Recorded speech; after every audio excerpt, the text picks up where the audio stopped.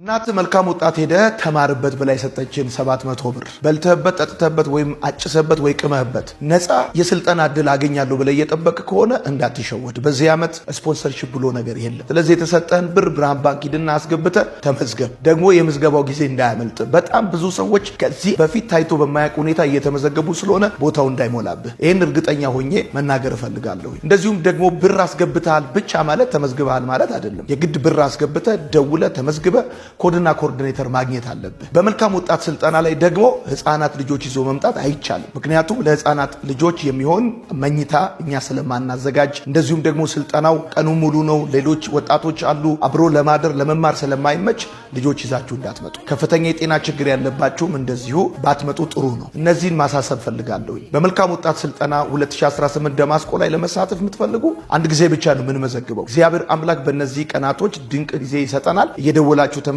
ወዳችኋለሁ። መልካም ጊዜ ይሁንላችሁ።